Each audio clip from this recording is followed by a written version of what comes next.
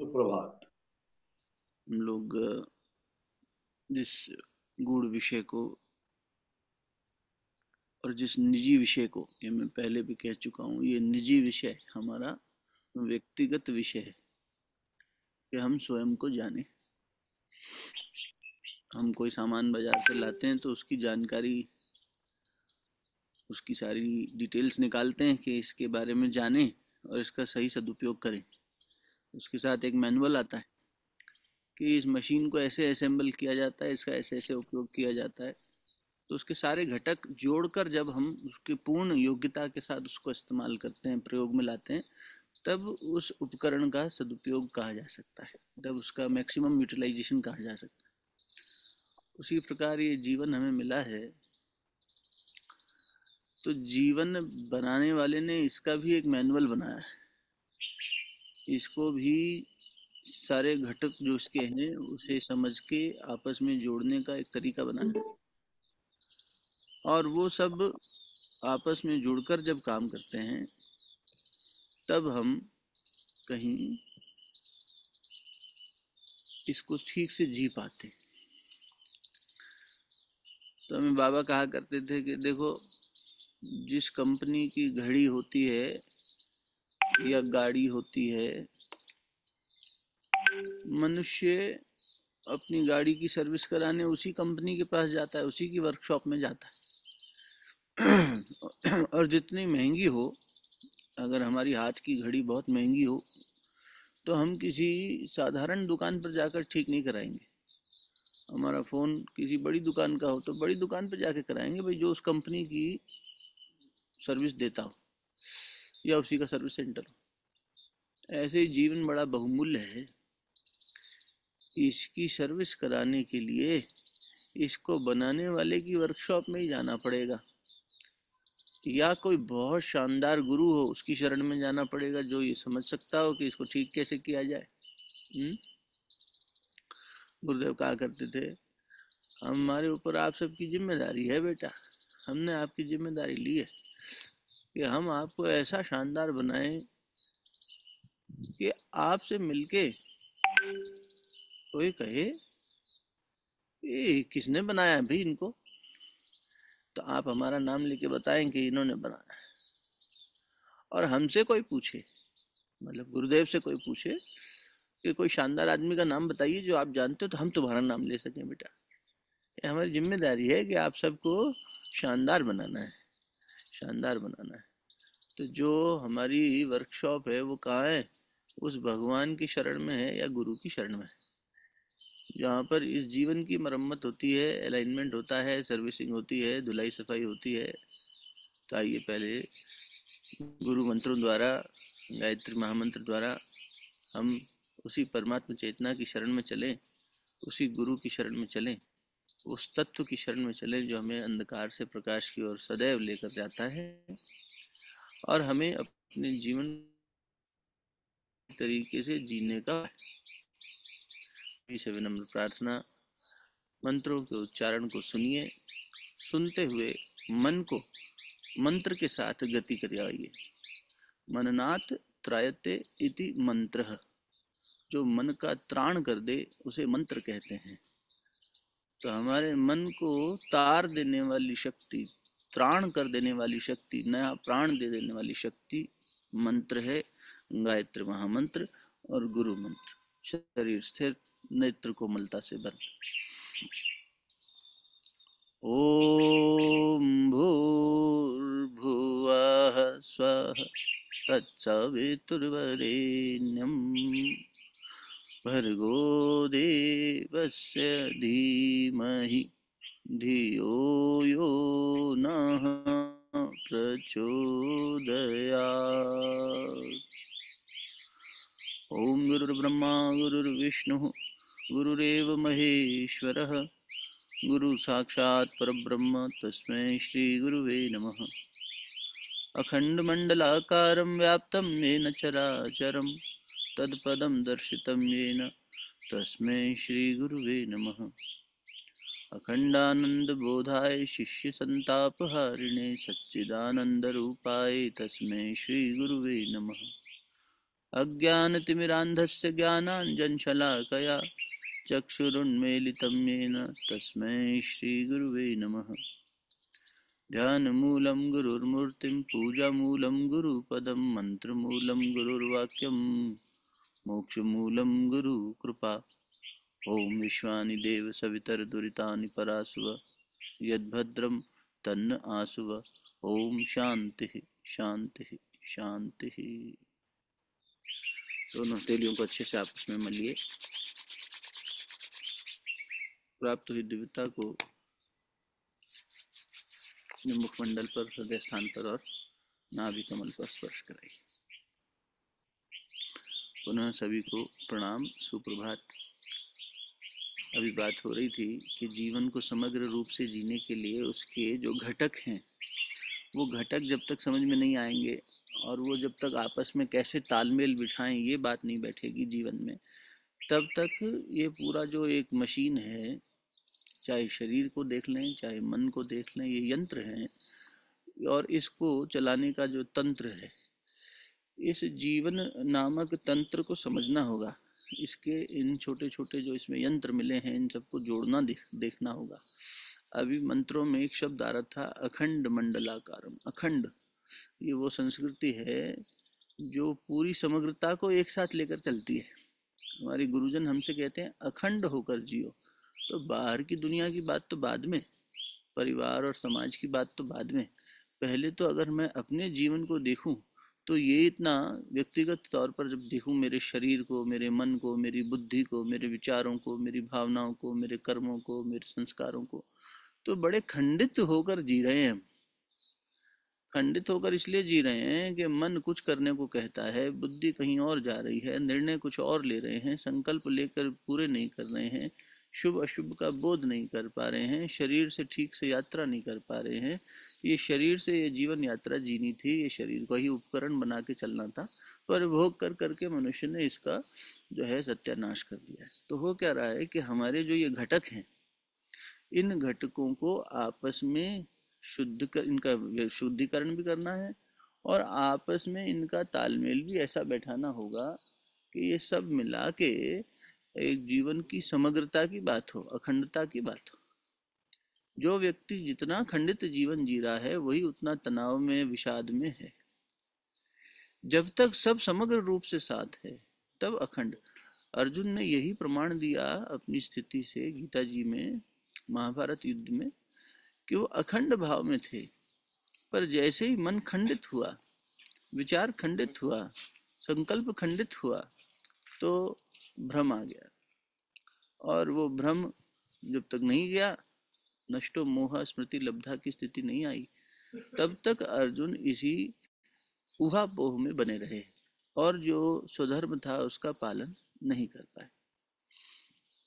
तो ये खंडित होकर जीना और इससे अखंड होना, खंडित होकर जो जी रहे हैं इसको त्यागना और अखंड रूप में जीना, इसके लिए चलना हो तो क्या यात्रा करनी पड़ेगी? पहले ये जानना होगा कि खंड हैं कौन कौन से, किन किन खंडों से मिलके ये जीवन बना है।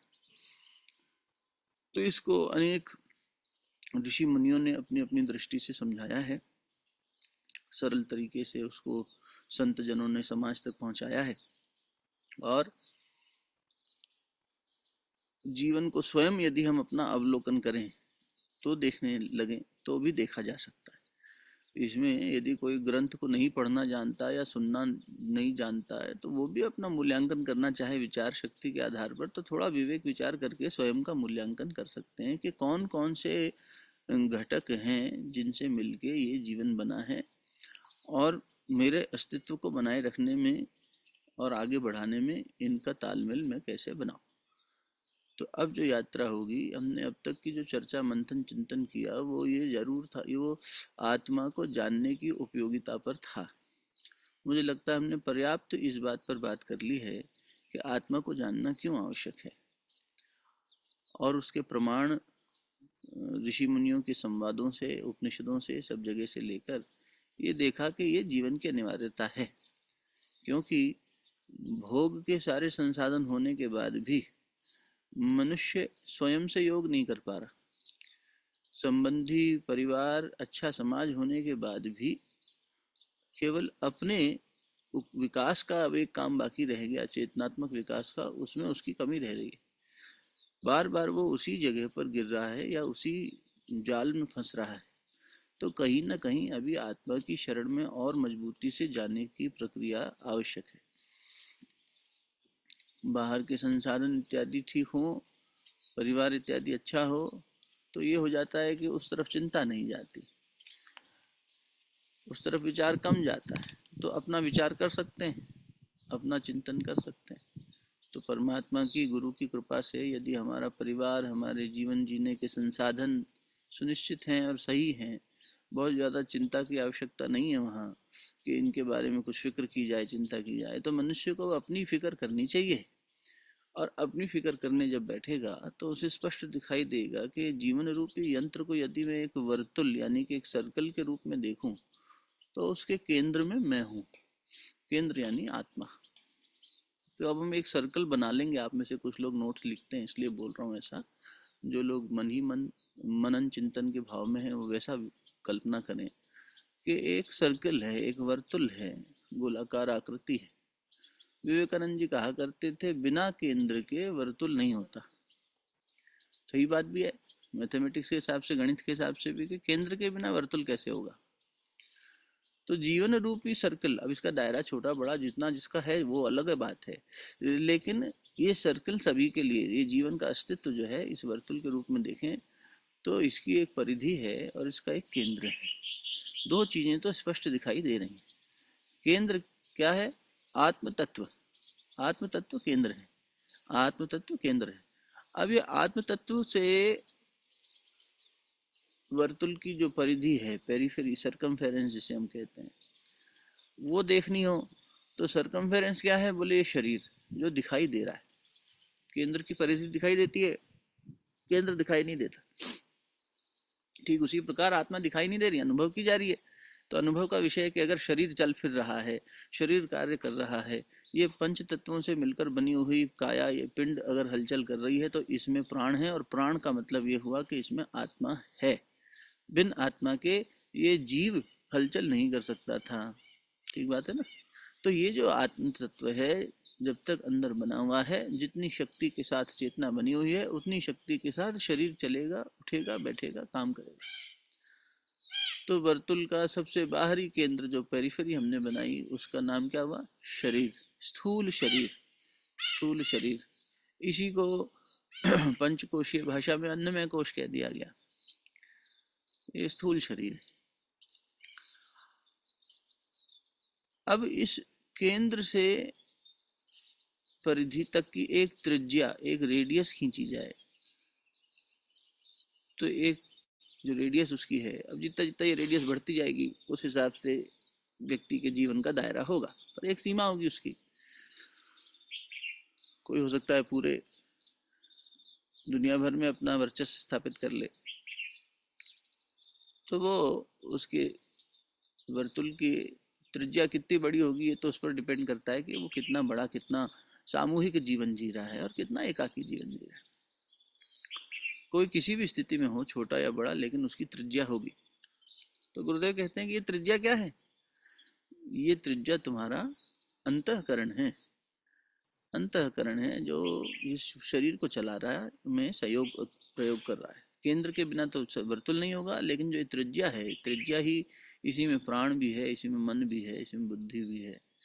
तो यानी स्थूल शरीर से जब मैं भीतर की ओर गति करूं इसी त्रिज्या पर, तो मुझे अलग अलग अंतःकरण मिलेंगे, है ना? अंतःकरण, उपकरण, करण यानी जिस कार्य को किया जा रहा है उस कार्य को करने के लिए क्या टूल, क्या यंत्र अवेलेबल है, किसके उपयोग से उसे कर रहे हैं। कर्ता ने कर्म को करण से, हिंदी व्याकरण में पढ़ते थे ना, कर्ता यानी करने वाला, वो कर्म करेगा।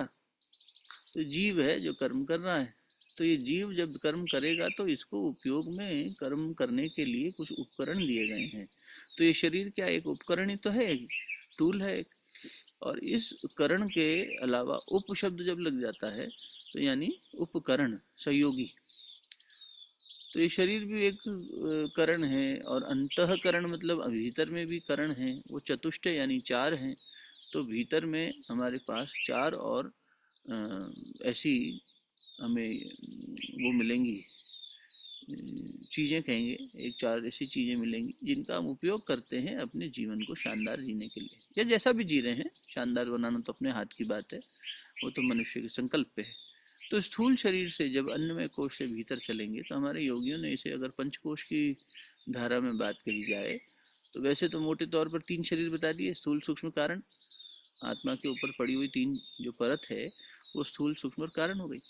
और यदि इसे और ज़्यादा खोल दें तो वही पंचकोश हो गए, चेतना के ऊपर पड़े हुए आयाम पांच आयाम। तो उसमें सबसे बाहर वाला अन्नमय कोश था।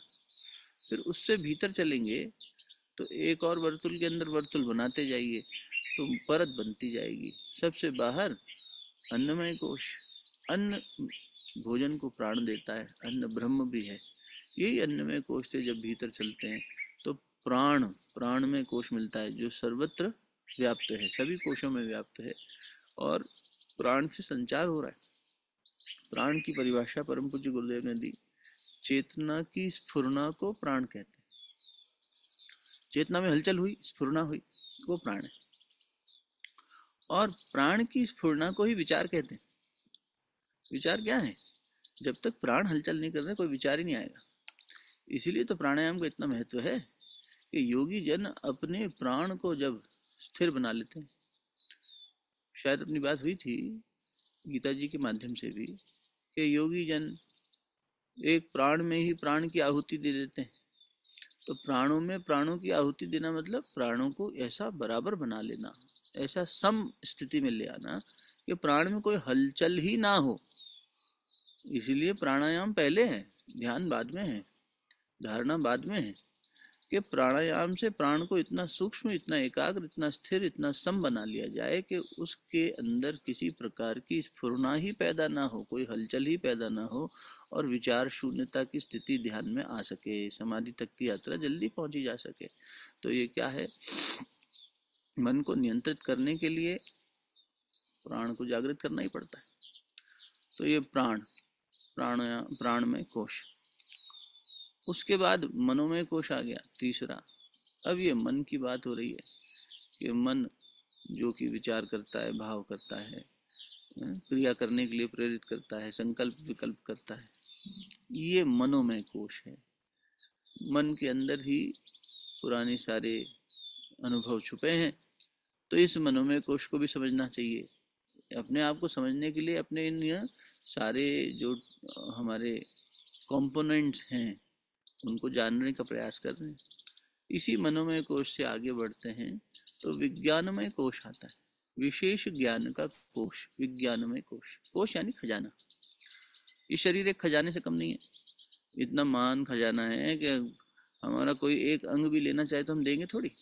अरे अमूल्य खजाना है, बहुत बड़ा खजाना है भाई। नहीं, हम आपकी सांसें आप हमें दे दो, प्राण दे दो, हम आपको पैसा देंगे, जायदाद देंगे, पूरी धरती का राजा बना देंगे। क्यों देंगे अपने प्राण? हम प्राण में कोश खजाना है। लेकिन ये अलग बात है कि हमने इस खजाने का उपयोग नहीं किया। अखंड ज्योति में गुरुदेव ने एक कहानी लिखी थी छोटी सी। उसमें होता कि एक भिखारी था, वो एक स्थान पर बैठकर जीवन भर भीख मांगता रहा, और एक दिन उसकी मृत्यु हो गई। तो मृत्यु हुई तो लोगों ने कहा यहीं इसको दफना देते हैं, इसका गड्ढा खोद के। तो जब गड्ढा खोदा तो देखा जिस जगह बैठकर वो भीख मांगता था वहाँ खजाना छुपा हुआ था। वहाँ तो इतना खजाना था कि उसकी पुश्तें खा लेती, और वो बेचारा जीवन भर भीख मांगता रह गया। गुरुजी कहते थे बेटा यही हाल मनुष्य का है। ये इस खजाने को लेके जन्म ले लिया, भगवान ने इतना खजाना दे दिया, लेकिन ये इस खजाने का सदुपयोग नहीं कर रहा, इसका संदूक नहीं खोल रहा, ढक्कन नहीं खोल रहा, ये भीख मांग रहा है। ये बार बार भगवान से भीख मांग रहा है, और जो दिया उसका सदुपयोग नहीं कर रहा। विज्ञान का एक नियम है, भौतिक विज्ञान की बात कर रहे हैं, विज्ञान में कोश की नहीं। विज्ञान का एक, भौतिक विज्ञान का भी नियम है, यूज इट और लूज इट। या तो इसका उपयोग करें या फिर इसे खो दें। चाहे शरीर की कोशिका हो, चाहे शरीर का अंग हो, थोड़ी देर हम नहीं इस्तेमाल करते हाथ पैर तो सो जाते हैं। हाथ पैर एक ही आसन में बैठे बैठे हम कहते हैं हमारा हाथ पैर सो गया, इसी एक ही उसमें हम बैठे रह गए। तो क्या हुआ? बोले वहाँ चेतना का संचार कम हो गया। जब जिस चीज का प्रयोग नहीं करेंगे तो वो थोड़ी देर बाद वो अंग भी ऐसा प्रतिक्रिया देगा। ऐसे ही शरीर के अंदर है, ऐसे ही जीवन के अंदर है, बुद्धि है, मन है इत्यादि, इन सब की एक व्यायाम कराते रहना पड़ता है। इसीलिए इन्हें आवश्यकता दे खुराक देनी पड़ती है। और इनको सही खुराक मिल जाए और सही व्यायाम मिल जाए तो ये शानदार हो जाएंगे, इनका खजाना खुल जाएगा। तो विज्ञान में कोश कौन सा खजाना है? विशेष ज्ञान का खजाना है। यही वो स्थान है जहाँ मैं क्या हूँ रूपी प्रश्न उठता है। जब तक नीचे के 3 कोष ठीक नहीं होंगे, इससे नीचे के, जैसे मान लीजिए अन्नमय कोष यानी शरीर, स्थूल शरीर जब बीमार है तो व्यक्ति मैं क्या हूँ शायद ही सोच पाए। वो बीमारी का इलाज करेगा, शरीर के कष्ट को दूर करेगा, और शरीर में उसकी आसक्ति बढ़ी हुई होगी क्योंकि रोग ने उसका ध्यान वहीं आकर्षित किया हुआ है। प्राण में कोश है, प्राण व्यथित है, प्राण ठीक से नहीं चल रहा है, प्राण गड़बड़ मचा रहा है, तो वो प्राण इधर से उधर परेशानी पैदा करेगा, व्यथित बनाए रखेगा, मन में इतने विचार बनाए रखेगा, उलझा हुआ प्राण उलझे हुए विचार देगा। तो तनाव को दूर करने के लिए प्राणायाम बहुत बड़ी विद्या है। और तनाव ही नहीं, गुरुदेव ने तो लिख दिया प्राणायाम से आदि व्याधि निवारण। आदि व्याधि निवारण मतलब शारीरिक और मानसिक रोग, आदि और व्याधि शारीरिक रोग मानसिक रोग का निवारण प्राणायाम से। प्राणायाम से कर्माशय का शोधन, गुरुजी ने लिखा कर्माशय का शोधन, कर्म का जो गर्भ है जिसके अंदर कर्म संस्कार छुपे हैं उनका शोधन प्राणायाम से। और प्राणायाम से बोले प्राणायाम की प्रचंड शक्ति, प्राण की प्रचंड शक्ति तो भगवान ही है। ये प्राण ही तो है जो स्पंदित हो रहा है सब जगह, पूरी सृष्टि को प्राण ही तो चला रहा है। उस प्राण को, परम प्राण को अगर व्यक्ति जान ले और उससे जुड़ जाए तो प्राण शक्ति का महत्व बताते हुए गुरुदेव ने लिखा कि वो तो ये कि इसी को पकड़ लो प्राणायाम को। आप देखो, आप लोग तो करते हैं इसकी विद्या, इसकी शक्ति जानते हैं अनुभव के आधार पर, अनुभूति के आधार पर कि प्राणायाम सिर्फ शारीरिक व्यायाम मतलब शरीर की स्फूर्ति के लिए ही नहीं, शारीरिक रोग दूर करने के लिए नहीं, कर्माशय तक का नाश कर देता है। तो ध्यान की स्थिति में फिर एकदम बस बैठते ही व्यक्ति पहुंच जाता है समाधि की स्थिति में, अपने इष्ट के साथ एक रूप होने की स्थिति में पहुंच जाता है जल्दी से। तो जब तक ये तीनों ठीक नहीं होंगे, कौन, शरीर, प्राण और मन, तब तक विज्ञान में कोश वाले ये विचार नहीं उठेगा कि मैं क्या हूँ। जनक जी के मन में उठा ना मैं क्या हूँ, मैं राजा हूँ कि भिखारी हूँ। तो अष्टावक्र जी ने कहा कि आप दोनों नहीं हो, ये दोनों ही कल्पना है, ये दोनों ही सत्य नहीं है। सत्य तो जो इन्हें देखने वाला दृष्टा है वो है। तो वो कौन है? तो उस दृष्टा को जानने की जिज्ञासा उत्पन्न ही तब होगी जब बाकी घटक ठीक से काम कर रहे होंगे। भूखे पेट ना होइए भजन गोपाला। क्यों? क्या? अरे भूख में चिंता है उसकी, भजन में भी मन कहाँ लगेगा, भोजन में लगा हुआ है। तो इसीलिए इनकी देख रेख इतनी हो जाए और फिर इस विचार को गहराई से लिया जाए। कोई कोई योगी ऐसे भी होते हैं जो पहले ही इस विचार को इतना पकड़ लेते हैं कि फिर बाकी चीजें स्वतः ही छूट जाती, लेकिन क्रिया तो उनको भी वो करनी पड़ती है। षड संपत्ति विवेक चूड़ामणि में आदि गुरु शंकराचार्य जी ने वही बात कही कि उसको शमन तो करना ही पड़ेगा, दमन तो करना ही पड़ेगा, संयम तो करना ही पड़ेगा, है ना, वैराग्य का भाव तो लाना ही पड़ेगा, विवेक विचार तो करना ही पड़ेगा। ये सब चीजें तो तब भी करनी पड़ेंगी। यदि कोई व्यक्ति के अंदर तीव्र उत्कंठा उठ जाए खुद को जानने की, तो भी वो ये सब चीजें तो करेगा ही। अपने शरीर के रोग को दूर करेगा, अपने मन को स्थिर बनाएगा, अपने प्राण को नियंत्रित करेगा, इतना तो उसे भी करना पड़ेगा।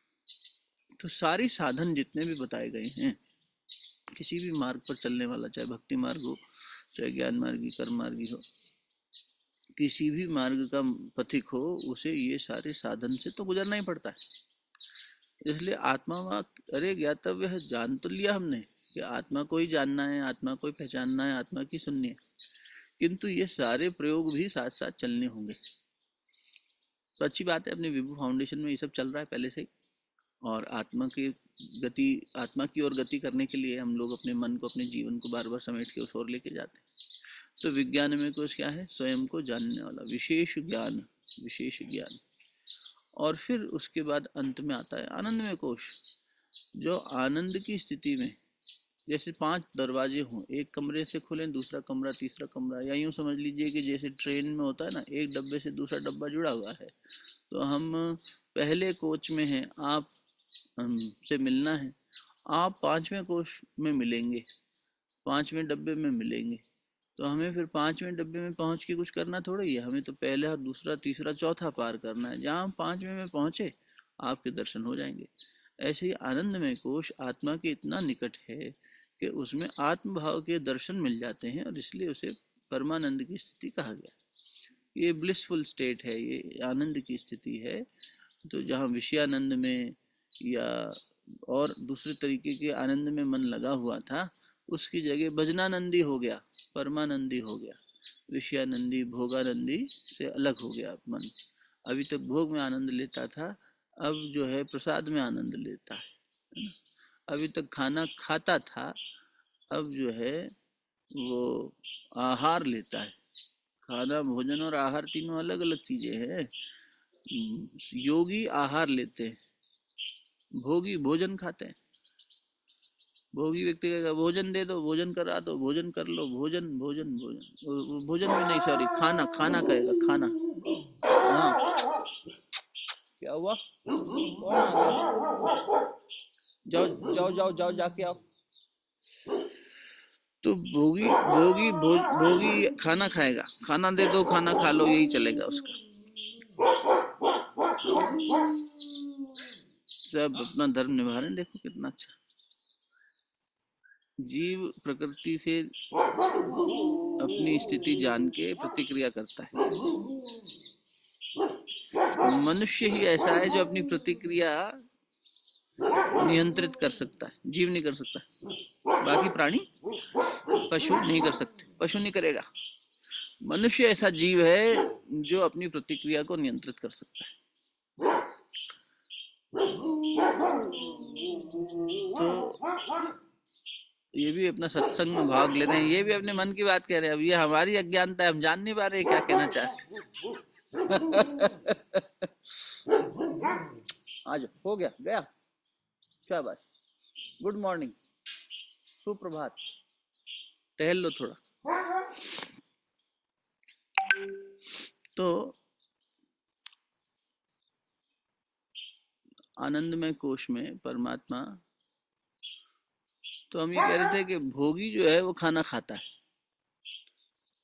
और योगी जो है वो आहार लेता है। इसलिए भगवान ने कहा युक्त आहार विहार से, युक्त आहार और विहार होना चाहिए। आहार यानी भोजन नहीं, आहार संयमित भोजन को कहते हैं। आहार और खाने में क्या अंतर है? ये भी तो खाना है, शब्दों का फेरबदल है क्या? नहीं, फेरबदल शब्दों का नहीं। खाना, भोजन और आहार तीनों अलग अलग चीज, भाव अलग है ना। क्योंकि खाना अपने भोग के लिए किया जा रहा है, मुझे मिल जाए मैं खा लूं, मुझे खाना है, ये भोग वृत्ति है। खाना खाया जाता है, भोजन किया जाता है और आहार लिया जाता है। यानी लिया जाता है तो कोई देने वाला होगा। है? बाबा कहते थे हमसे, खाना कांटे छुरी से खाते हैं, भोजन हाथ से खाते हैं और आहार दोनों हाथ से लिया जाता है। आप मंदिर में बैठते हैं, गुरुद्वारे में बैठते हैं, गुरु के धाम में बैठते हैं, दोनों हाथ से ऐसे लेते हैं प्रसाद रूप में। ये हमारे लिए सम्माननीय है। ये तप से बना है, ये संयमित लोगों द्वारा बनाया गया है।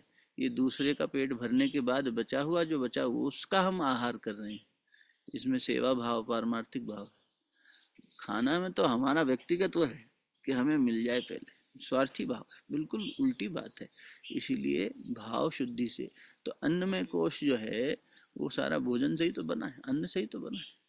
तो अन्न का आहार जिस दिन शुरू हो जाएगा, अन्न में कोश सुंदर होने लग जाएगा, साफ होने लग जाएगा। ये जो अन्न का कोश है, यहाँ से यात्रा शुरू करके आनंद की स्थिति में जाना है। तो कल ऐसे ही संयोगवश कोई बात चल रही थी तो हमारे भाई ने कहा, अश्विनी ने, कि या अन्नमय कोश पे बात करें। तो संयोग वैसा ही बन गया। अब तो देखो कि अन्नमय कोश, तो एक एक कोश को थोड़ा थोड़ा समझेंगे। अभी तो नामकरण समझा है, फिर इनके साथ संबंधित चीज़ें जो हैं उनको जानते जाएंगे और उस पर प्रयोग करते जाएंगे। तो आत्मा को जानने की दिशा में जो हमारी सारे आयाम हैं, सारे घटक हैं, वो एक दिशा में चल पड़ेंगे। नहीं तो मन कहीं जा रहा है, शरीर कहीं जा रहा है, आत्मा कहीं बैठी है। तो हमें वहां तक पहुंचने के लिए सबको गाड़ी के चारों चक्के एक दिशा में तो चलने चाहिए, नहीं तो चल नहीं पाएंगे ज़्यादा दूरी तक। तो इसीलिए अन्न की जो यात्रा है, अन्न को ब्रह्म कहा गया। हमारे यहाँ एक बहुत प्रसिद्ध स्वामी जी हुए, आर्य समाज के अध्यक्ष रहे महात्मा आनंद स्वामी जी। उनका नाम था खुशाल चंद, तो मजाक में कई बार कहते थे कि मैं तो पहले भी खुशहाल था और अभी भी आनंदित हूँ। संन्यास लेने से पहले भी और संन्यास लेने के बाद भी। परम पूज्य गुरुदेव और उनके कई संस्मरण हैं साथ में। तो गुरुदेव से उम्र में बड़े थे, तो उन्होंने कहा वो जेल में जाया करते थे, जो कैदी हैं उनके इसके लिए, सहायता के लिए। तो जेल में आप जानते हैं सभी कैदी ही काम करते हैं, कैदी भोजन बना रहे हैं, कैदी निर्माण का काम कर रहे हैं, कैदी सब काम कर रहे हैं। तो एक कैदी उनके पास आया जो उस जेल में नया ही था, और उसने कहा स्वामी जी मुझे एक व्यथा से मुक्त कराइए। क्या? बोले मैं रात में सो नहीं पा रहा। क्यों? बोले मुझे एक बड़ा बुरा स्वप्न आता है और स्वप्न में मैं देखता हूँ कि मैंने अपनी माँ का, जन्म देने वाली मेरी जननी का वध कर दिया, उनकी हत्या कर दी। तो मुझे ये देखकर बड़ा वो होता है, और तो मैं सोने के लिए आंख भी बंद करता हूँ तो मुझे डर लगता है कि वो सपना फिर आ जाएगा। तो महात्मा आनंद स्वामी जी कुछ पल मौन रहे और फिर समझ गए बात क्या है। उन्होंने जाकर जेलर से पूछा कि आपके यहाँ रसोईया जो है, निश्चित रूप से कोई कैदी खाना बना रहा होगा, उसे किस बात की सजा मिली है? तो उन्होंने बताया कि बड़ा निष्ठुर आदमी है, उसने जो है अपने ही माँ की हत्या कर दी थी। बोले उससे हटाओ, उसे कुछ दूसरा काम दे दो, उससे पत्थर तोड़वाओ, पहाड़ तोड़वाओ, लेकिन उससे ये काम मत कराओ, क्योंकि उसके बनाए हुए अन्न का संस्कार खाकर सब लोगों के मन में दूषित भाव आ रहे हैं, और किसी किसी संवेदनशील के मन में तो बहुत ही ज़्यादा। तो सबका मन और दूषित हो रहा है। ये तो कैदियों के अच्छाई के लिए हम ये प्रयोग कर रहे हैं कि इनके साथ बैठें, तो इसमें संशोधन किया जाए। द्रौपदी ने जब भीष्म पितामह से प्रश्न किए कि आज आप शरशैया पर लेटकर इतना प्रवचन दे रहे हैं, धर्म की व्याख्या कर रहे हैं, पहले उस दिन चीर हरण के समय आप कुछ बोले नहीं, ऐसा क्यों? तब क्यों चुप रहे? तो उन्होंने कहा मैंने दुर्योधन का अन्न खाया था। तो ये जो अन्न है ये ब्रह्म है, ये हम किसका से कैसे अन्न का सेवन कर रहे हैं, ये बहुत आवश्यक बात है। महापुरुष कहते हैं, गुरुदेव के पास एक इनकम टैक्स ऑफिसर गए थे, बहुत पुरानी घटना है। उन्होंने कहा कि सर साहब मैं सीनियर अधिकारी हूँ, ईमानदारी से जीना चाहता हूँ, पर अगर सर के ऊपर कोई बंदूक तान दे और फिर कहे कि पैसा लो और हमारी फाइल पे साइन करो, तो ऐसी मजबूरी में क्या करूँ, मर जाऊँ या वो पैसा ले लूँ? तो गुरुदेव ने बड़ा व्यवहारिक समाधान दिया। ये नहीं कहा मर जा, धर्म की रक्षा के लिए जा मर जा अपनी आत्मा की रक्षा, ऐसा नहीं। गुरुदेव का व्यवहारिक अध्यात्म था। उनका बेटा अपनी तपस्या बढ़ा ताकि ये स्थिति ना आए, पहली बात। दूसरा, जब तक ये स्थिति बनी हुई है बंदूक की गोली मत खाना, लेकिन जो पैसा तुझे मजबूरी में लेना पड़ रहा है, तू इच्छा से तो नहीं ले रहा, अब स्वेच्छा से, तो अब उसे घर मत पहुंचाना, उस पैसे का अन्न अपने परिवार को मत खिलाना, खुद मत खाना। तो ये क्या मतलब हुआ? अन्न की महत्वता बताने के लिए वो घटना याद आ गई कि अन्न इतना महत्वपूर्ण है कि जैसा खाएं अन्न वैसा रहे मन। अन्न जो खाया उससे सप्त धातुएं बनी ना शरीर में, रस रक्त मांस मज्जा अस्थि वीर्य सब बना। तो ये जो सप्त धातु बनी हमारे अंदर, इन धातुओं के अलावा उससे एक सूक्ष्म तत्व हमारा निर्माण करता है, हमारे मन का निर्माण करता है। तो यूं समझ लीजिए कि दूध में छुपा हुआ मक्खन है, लेकिन जब तक निकालेंगे जब तक निकलेगा नहीं। तो वैसे ही भोजन में जो सूक्ष्म भाव छुपा हुआ है, बनाने वाले का, पकाने वाले का, और खाना खाते समय जब हम खा रहे हैं भोग की वृत्ति से खाना खा रहे हैं, या हम भोजन कर रहे हैं कि चलो इसमें प्रेम भाव है, या हमारा समर्पण भाव, आहार वाला भाव है, त्याग वाला भाव है कि सबको भोजन करा के फिर हम करेंगे, तो वो मनस्थिति भी ये निर्धारित करेगी कि हमने अन्न कैसा धारण किया है और उस आधार पर हमारा मन कैसा बना। तो ये अन्न से मन बनने की जो सूक्ष्म यात्रा है, एक कोष से दूसरा कोष जुड़ा हुआ है। अच्छा, भोजन से ही प्राण पे भी प्रभाव पड़ता है। हम कभी ऐसा भोजन करते हैं जो बहुत हमारे प्राण को सोख लेता है, और कुछ लोग ऐसा भोजन करते हैं जो ज़्यादा, जैसे कहते हैं ना, जितनी प्लांट बेस्ड डाइट होगी, जितना ये पत्तेदार हम भोजन लेंगे या भीगा हुआ ऐसा वो लेंगे, अंकुरित इत्यादि, तो इससे हमारा शरीर, हमारा प्राण और श्रेष्ठ बनेगा और मन एकदम ताजगी का अनुभव करेगा। तो प्राण का भी उतार चढ़ाव अन्न पर निर्धारित है। तो अन्न को ब्रह्म कहा और ब्रह्म की तरह ही उसको देखा। दुर्वासा जी ने एक दाना अन्न द्रौपदी से लिया था और उससे उनका पेट भर गया था, क्षुधा शांत हो गई थी। तो पहुंचे थे तो अज्ञातवास के समय, तो उन्होंने कहा कि भोजन तो बन के समाप्त हो गया, अब तो सब कर चुके, आहार हो गया। तो बोले देखो जो पकाने वाला बर्तन है उसमें होगा। क्या हुआ बेटा?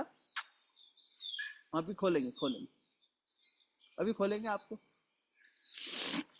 अब 3 में से देखो 2 बंधन मुक्त हो गए, तीसरा बंधा हुआ है, तो उसकी पीड़ा यह है कि मुझे भी खोलो, मैं बेड़ियों में क्यों रहूं।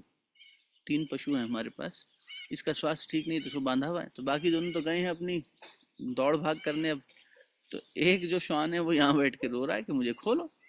ऐसा ही है जीवन में, जब हम एक एक कोष खोलेंगे तो दूसरा तो कोष भी तड़पता है, मुझे भी खोलो। है ना, तो उसका शुद्धिकरण करते चलते हैं तो वो और शानदार हो जाता है। तो अन्न से ही प्राण बन रहा है, अन्न से ही मन बन रहा है, तो इसलिए अन्न को ब्रह्म कहा। दुर्वासा जी ने एक दाने के साथ अपना पेट भर लिया। तो वही बात है, मनुष्य को ये समझना चाहिए कि वो आहार की शुद्धि करे। सबसे पहली चीज आहार शुद्धि। शुद्धि का मतलब शरीर के आहार की बात कर रहे हैं अभी, तो नियमितता हो, सात्विकता हो और संस्कारी भोजन, शोधित भोजन हो, संस्कारित भोजन हो।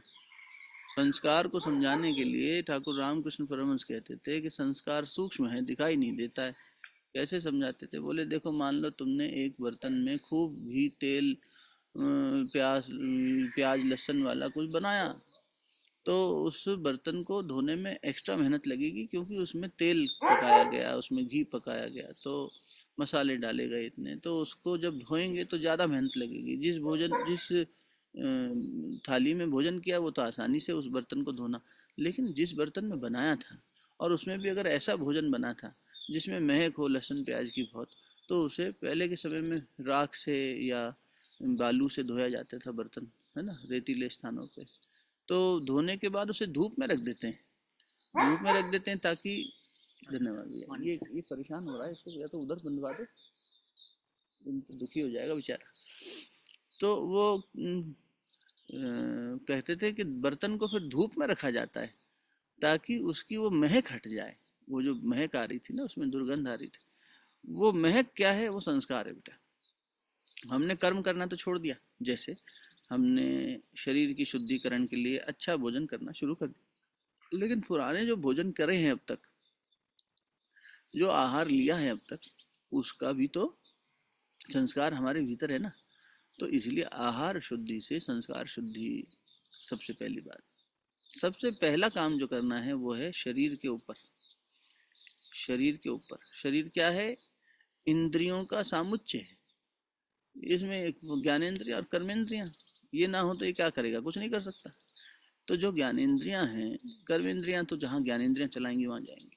जो ज्ञानेंद्रियां हैं, ज्ञान करने वाली इंद्रियां, और उनके जो तन्मात्राएं हैं, उनको जब समझ के उसका शोधन करेगा जीव, तन्मात्रा मतलब कौन सी इंद्री क्या गमन करती है, कैसे गमन करती है, कहाँ चरने जाती है।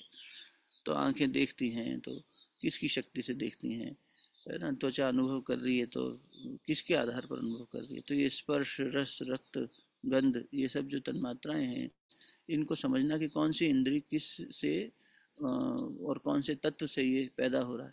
तो जब जीव ये समझने लगता है कि अच्छा, पृथ्वी गंध को शक्ति दे रही है, और पवन देव जो हैं वो स्पर्श को दे रहे हैं, और अग्निदेव दृष्टि को दे रहे हैं, तो इस तरह से जल देवता जो है वो हमारी रसास्वादन के लिए दे रहे हैं।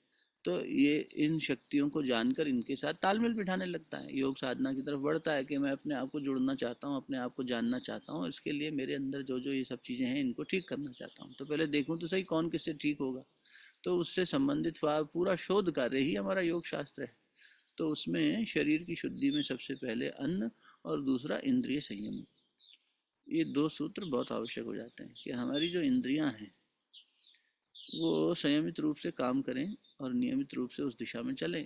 नहीं तो क्या है कि भगवान ने गीता जी में कहा कि अभ्यास इतना ज़्यादा प्रगाढ़, इतना प्रबल है जन्मों का, कि ये इंद्रियां, जो इंद्र यानी मन की दासी हैं, वो मन के ऊपर ही शासन करने लगती हैं। हे अर्जुन, इतना ज़्यादा प्रबल हो जाता है संस्कार कि जो व्यक्ति प्रज्ञावान होने की दिशा में कार्यरत है, स्थित प्रज्ञ होने की दिशा में आगे बढ़ रहा है, वो भी इंद्रियां उसे भी घसीट कर नीचे गिरा देती है। इंद्रियां तो जड़ है महाराज, इंद्रियां कैसे नीचे घसीट के गिरा? उनकी शक्ति इतनी ज़्यादा हो गई, उनमें इतनी ज़्यादा बल आ गया। इसलिए भगवान गुरुदेव कहा करते थे सबसे पहला संयम इंद्रिय संयम। सबसे पहला संयम इंद्रियों को संयमित करना। अन्नमय कोश की साधना में गुरुदेव ने कहा कि शक्कर और यानी मीठा और नमक, इन दोनों का आहार कम करो जरा, फिर देखो इंद्रियां कितनी तेजी से संयमित होने लगती। जैसे ही हम भोजन पर दृष्टि डालेंगे और उसमें थोड़ा सा सात्विकता और ज़्यादा लाएंगे, रसास्वादन करने की इच्छा, आप कितना भी पौष्टिक और कितना भी बढ़िया भोजन बना लें, उसमें नमक ना डालें या मीठा ना डालें, खीर बनाएं पर मीठी ना बनाएं, हैं, और फिर खाएं, बड़ी पौष्टिक है, ड्राई फ्रूट डाला है, दूध बढ़िया डाला है, बहुत अच्छे से काढ़ा है, चावल भी अच्छे से पकाया है, सब हो गया। अब इस खीर को खाओ महाराज, इसमें चीनी नहीं है, तो शक्कर नहीं है, तो खाने वाला व्यक्ति कहेगा अरे ये तो अच्छी नहीं बनी। स्वाद की लिप्सा उस नमक और चीनी के अंश में ही छुपी हुई है। इसलिए शांति कुंज में गुरुदेव बहुत कराया करते थे, वो अस्वाद भोजन, अस्वाद भोजन होगा, पहले स्वाद खत्म कर, इंद्रिय संयम कर, भोजन में स्वाद ढूंढना बंद कर। हमारे एक बहुत वरिष्ठ बाबूजी हैं, सशरीर है, अभी महाराष्ट्र के हैं, आदरणीय शरद पारधी जी। तो वो बताए, हम एक बार गुरुजी के साथ टोली में गए थे, तो 4 लोग थे, हम थे और गुरुजी थे। तो भोजन पका के रखा हुआ था, हमें खुद ही बनाना था, खुद ही बना के हमने अपने हाथ से बनाया और वहाँ रखा हुआ था। तो हमने भोजन लिया, थाली में परोसा सबको और खुद भी लिया और भोजन करने बैठे। फिर हम उठ के गए कुछ लेने के लिए, कुछ लेने की आवश्यकता पड़ी होगी, कोई था ही नहीं जजमान, हम ही थे, तो हम फिर से गए। दूसरी बार तीसरी बार गए तो गुरुजी ने डांटा, तेरे को पता नहीं चलता है कि तेरे को कितनी भूख है, बार बार उठ जाता है, क्या थोड़ा और दे दो, तो एक बार लेके बैठ जा। इसका मतलब तेरा पेट तो भर गया, पेट तो आधा पेट अन्न करने की नियम है अपने यहाँ, कि आधा भोजन से, आधा हवा से, आधा पानी से, मतलब 1/4 हवा से और 1/4 पानी से। तो इस तरह से भोजन करने का नियम बताते हैं शास्त्र। तो अब तुम भरपेट भोजन कर चुके हो, आधा पेट नहीं, अब तुम्हारी जबान जो है ना, उसको रस खत्म नहीं हो रहा, इसलिए बार बार जाके ले रहे। संयमित भोजन, संयमित भोजन, संस्कारित, संयमित, सात्विक, तीनों होना पड़ेगा, संस्कारित, संयमित, सात्विक। तो एक घटना और याद आ गई, ये तो हमारी आंखों देखी घटना थी। हम लोग भोजन कर रहे थे माता जी के चौके में, और वहाँ अलग से पंक्ति लगती है अस्वाद भोजन करने वालों की, और बाकी जो नमक डला भोजन कर रहे हैं उनकी अलग पंक्ति है। तो अस्वाद भोजन में से अचानक एक साधक जोर से चिल्ला पड़े, अरे तुझे अकल नहीं है क्या, मैं अस्वाद भोजन करता हूँ और तूने मुझे नमक वाला परोस दिया, करके बहुत तेजी से वो गुस्सा किए, तेज आवाज में, कि उनका व्रत खंडित हो गया। किसी परोसने वाले की भूल से उसने अस्वाद भोजन करने वाले को स्वाद वाला भोजन दे दिया। संयोग कुछ वहाँ बाबा थे उस समय, आदरणीय वीरेश्वर उपाध्याय जी।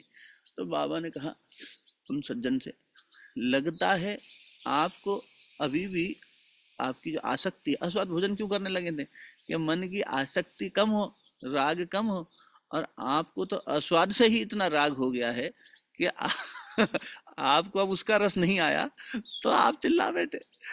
अस्वाद में भी रस ले लिया इंसान ने, कि अब ये नहीं मिलेगा तो पृथ्वी हिला देंगे हम सब, श्रापित कर देंगे। बड़े क्रोध में आ गए थे वो जो सज्जन थे, जिन्होंने भोजन में त्रुटि होने से गुस्सा किया। तो उनका क्रोध ऐसा जैसे लगा परशुराम जी निकल आए इनके अंदर से, या दुर्वासा खड़े हो गए। अब वो इधर क्रोध दिखाए तो बाबा वहीं थे।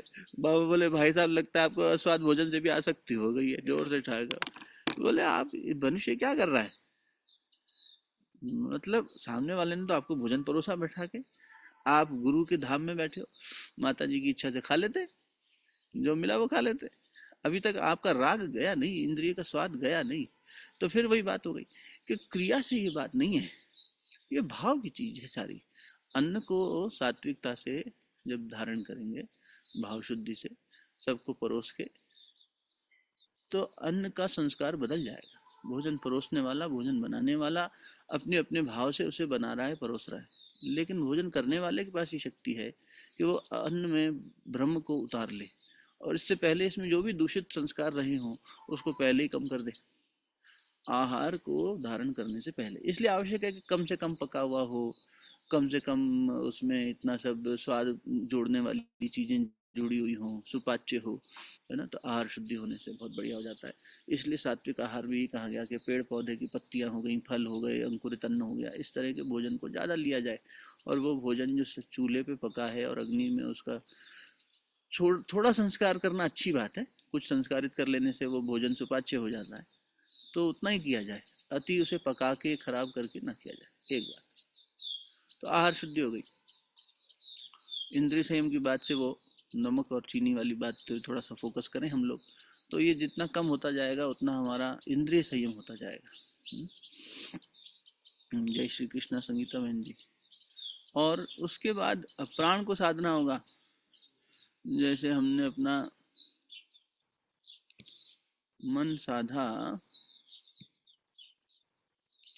हमने जैसे अपना शरीर इंद्रिय साधी, अब इंद्रिय संयम, इंद्रियों को एक दिशा में भोजन के माध्यम से लगाया। तो अब दूसरा कोष क्या है, प्राण में कोष। तो प्राण को साधने की हमें साधना करनी पड़ेगी, तो फिर प्राणायाम की सारी विद्या उसमें आ जाएगी। प्राण जो है, अब वो भी 5 प्रकार के प्राण हैं, आप सब काफी लोग जानते हैं इस बारे में। तो उसमें भी जो है प्राणों में प्राणों की आहुति देना, तो उसी के लिए अपन इतने सारे प्राणायामों में अनुलोम विलोम इत्यादि क्यों ज़्यादा किया जाता है कि वो एक प्राण से दूसरे प्राण का मंथन हो जाता है उसमें, और उस मंथन से शोधन से कुछ निकल आता है। वो ये दे गए, इसका भी सेवन कर लेते हैं। अब हम तो भोगी आदमी हैं, आप लोग योगी आदमी हैं, तो हम सवेरे सवेरे चाय आ गए, सेशन के बीच में चाय आ गए, बोले बाबा जी प्रवचन कुछ भी दो लेकिन चाय जरूर दे ठंड में।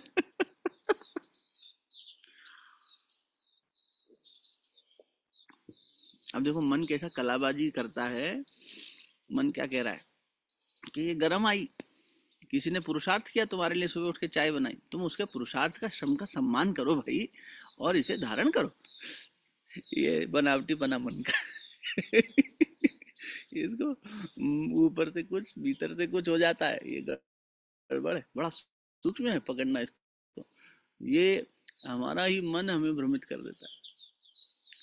तो प्राण में कोश में क्या है, प्राण में प्राण क्या होती है, तो जैसे अनुलोम विलोम प्राणायाम हुआ, बंध हुए, ये जो है इस तरह की चीजें, इनसे हम अपनी सुप्त शक्तियों का जागरण करते हैं।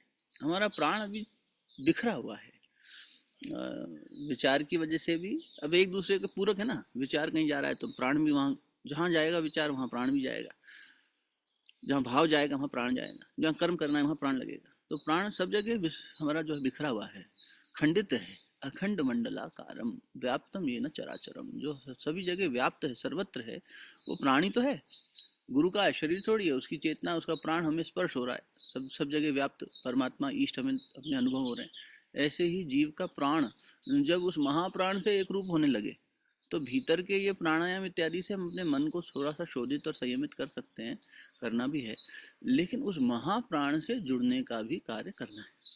जैसे गुरुदेव एक ध्यान कराते थे, अमृत धारा का ध्यान, अमृत वर्षा का ध्यान।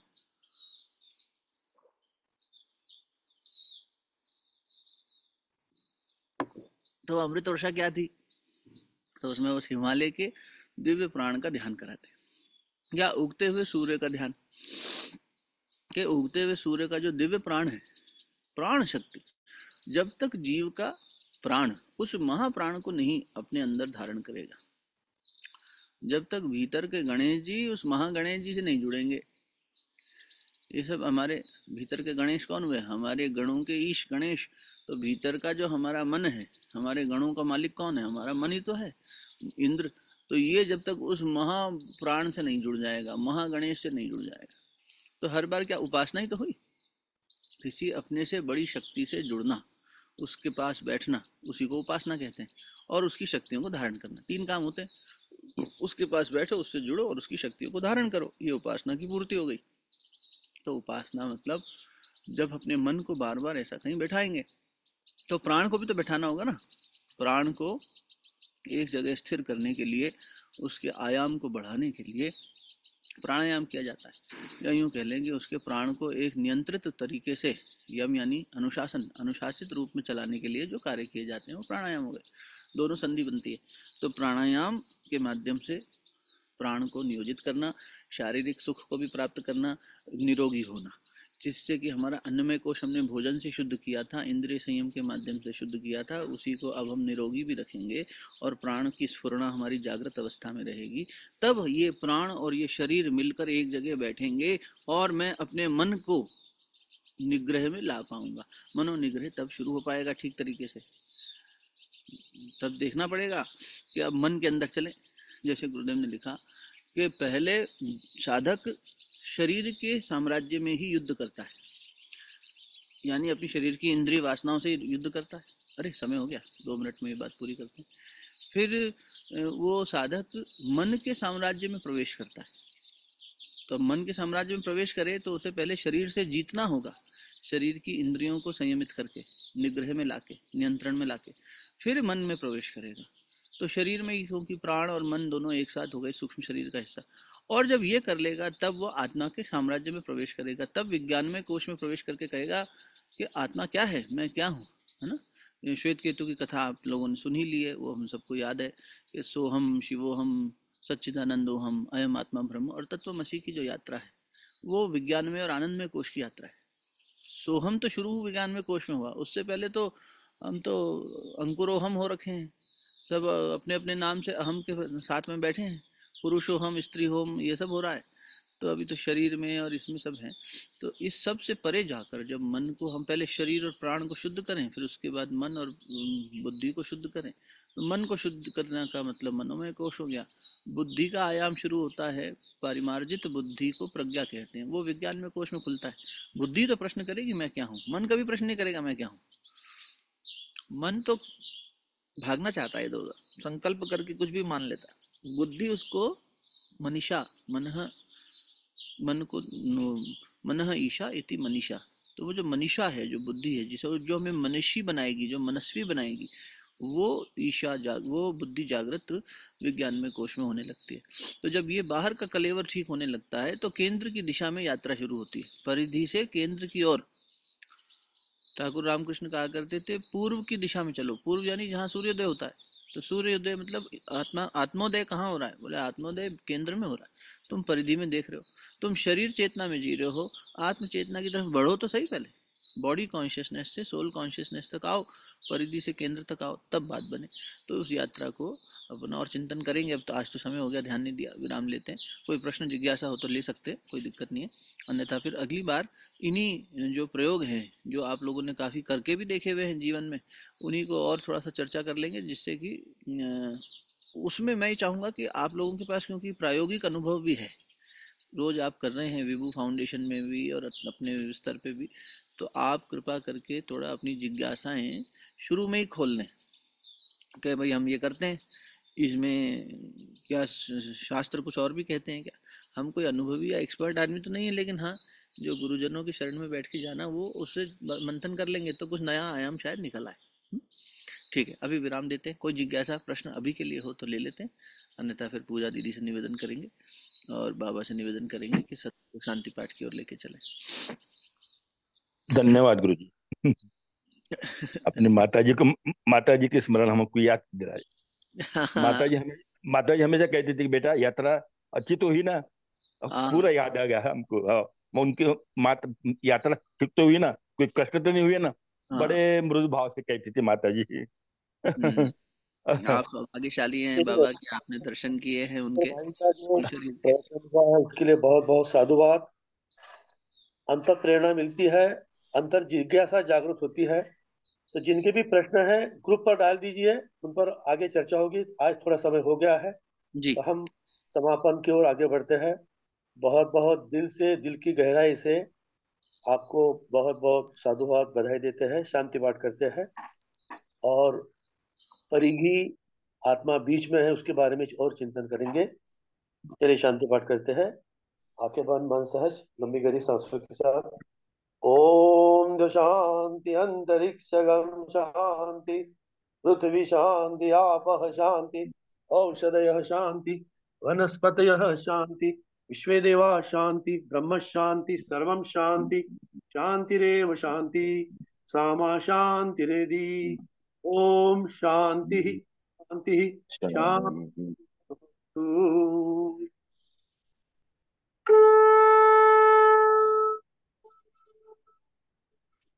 हेलो सच्चिदानंद भगवान की जय।